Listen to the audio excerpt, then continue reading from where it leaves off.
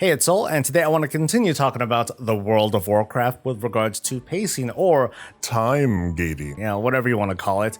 And today I want to focus on a particular subject and argument, and that involves reputation, from acquiring it to what we get from it, as well as talk about solutions on how to improve on it. For example, like throwing on a reputation tabard or making reputation gains account-wide. I'm going to sort of summarize a very lengthy conversation that I had with viewers, and I guess myself too, in an earlier stream. I'm going to have a link to that in the video description if you want a very long form version of what I'm about to present to you here. So at first, I approached the subject intending to invent account-wide reputation. I even had a name for it. It was going to be called The Legend of Azeroth. Yeah, not great. But it was just going to be a UI that celebrated the account career or the player career, not the individual character that you're logged onto at the moment, but you, the player, where you can see your transmog and pets and mounts and titles and honor level, all of which are account wide. And then I would include reputation as well. So in this case, a single rep would be tracked across the entire account, and any number of characters could contribute somehow, some way to this reputation. And then once reaching Exalted, all characters would enjoy the Exalted benefits. It comes with a few caveats, of course. For example, what's your character's level? Maybe your character needs to complete a certain quest chain, and maybe the vendor itself is behind a zone-specific currency, that sort of thing. There'd also be some sort of counterbalance to avoid aberrant behavior. For example, weekly caps to reputation similar to Valor, Conquest, and Renown. It's just account-wide. No one gets too far ahead and no one falls too far behind. And somewhere in there would be an additional scheme that wouldn't force people to log in each and every day to farm for that reputation or else. But then I started to actually talk about this out loud, and I ended up piling all sorts of what-if questions to which I had to come up with some sort of answer, which led to more questions, which led to more answers, and I started a scope creep of sorts, making what should be a simple solution needlessly complicated, and for what? Not really all that much gain. And so, in my conversations with you folks at home and elsewhere, I started to lay out at least the good things that we've seen the WoW team do for reputation, things that like 51% of you would agree is good design. For example, I just mentioned this earlier, reputation tabards. Throw on the tabard of your choice, run into a dungeon, and rep farm until your face turns blue. Cool. The good in that is the freedom and the agency to target a reputation and just go. The not so good part is that it was a little bit limited. Like, not everyone wants to do dungeons, for example, let alone see that as one of the only paths to meeting their goals. However, rep tabards do have a takeaway. They were very inspiring. Weekly quests have also been very successful, with a big reputation and goodie box reward and numerous activities that contribute towards completing this quest, like world quests, daily quests, rares and treasures, and more. Korthia is probably the best and most current example of the modern day. Covenant Callings fall under this too, with their more variable requirements. Back during Battle for Azeroth 2, the weekly Mechagon quest sort of nailed it. Account-wide reputation might not be a thing right now, but account-wide milestones are. And we've seen it with Venari and the Archivist Codex reputation. When one account had reached a certain level, all characters would then have access to the rewards, at least after a currency farm.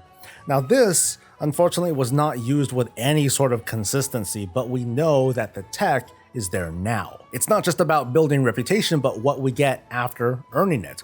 My observation, but there's a big problem with putting player power behind reputation. And there are two kinds of player power the way I see it. The first one, which I think is okay, gear. In Shadowlands, gear obtained from reputations ranged from regular dungeons to normal raids during its time. In other words, this is gear that solo players could work towards, while raiders and other endgame players might have gotten it, but they would also graduate from it very quickly or totally bypass it. And in the next season, there's brand new rep to work with, while the old rep rewards weren't updated, so people weren't pressured to grind those old ones.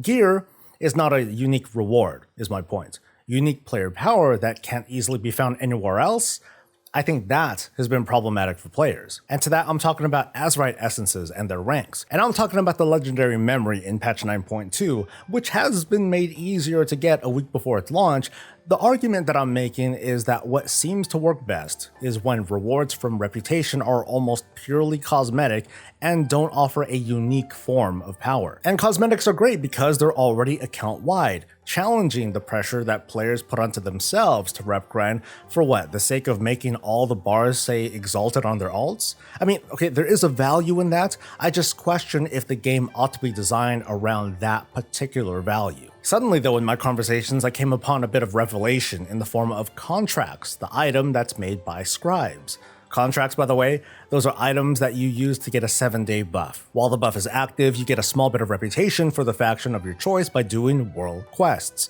And frankly, it's pretty sad. It doesn't give a lot at all, and it only rewards credit from world quests, and pretty much nothing else. Contracts basically suck, and yet at the same time, they can be part of the solution that improves reputation if they get a few buffs. So first, let's make it so that when you have a contract on, you not only get a much bigger bonus reputation from world quests, but you also get credit from regular daily quests, and maybe defeating certain mobs like elites, and rares, and dungeon bosses and such. What if the concept of the rep tabard pretty much came in the form of consumables made by crafters? I'm not sure if this is a great idea, but it really is interesting because instead of our characters earning a reputation boost, in a way, boosts are a semi-server achievement. I mean, the first one to get the recipe is going to get crazy rich, and then they'll sell these contracts down to others, and of course, eventually individual scribes will be able to make the recipes for themselves or their friends. Contracts, they're not as permanent as reputation tabards, but they are capable, of doing more. And you know what, maybe tabards are better. I'm not putting a gun to anyone's head saying that it has to be this way, just that we had both, so why not explore the good parts of either feature? So let me try to summarize this, okay?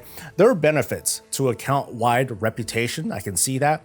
However, it doesn't feel like it's necessary for making reputation more enjoyable. We just need to make a couple tweaks, like let players farm up reputation through a wide variety of activities. This can be managed with a combination of weekly quests and reputation tabards and/or contracts. We can't forget the other events either, like the World Quest event and the Darkmoon Fair. New events can be included too that are reputation-centric to give players something to plan and look forward to. Having a more relaxed reward scheme will do a lot, maybe even more, to ease that pressure of players to commit to something that they may not feel like doing all the time. Gear has worked out for the most part fine, but unique additions to player power have historically been controversial. WoW has had a ton of fun rewards like pets and toys and mounts with sources like all over the place, so why couldn't some more of these be moved on to the rep vendors? And if the WoW team is going to tie player power or strong perks to these vendors, make the accessibility to these account-wide. We may not need an extra system to track each and every point of reputation that's gained across each character, but we have seen that reputation milestones can be tracked. And that's it. Those are my thoughts right now, and I want to thank the folks on Twitch as well as Twitter for their contributions to this conversation. As for me, okay, what did I miss? What more should be considered? I left a lot of holes because I wanted to sell the bullet points without getting mired into the details, but I'm happy to discuss more in the comments. Like the video if this felt useful, share it with others if you want to trash my ideas together, and subscribe for more content. We'll see you next time, folks. Until then, stay safe, stay healthy, and stay breezy.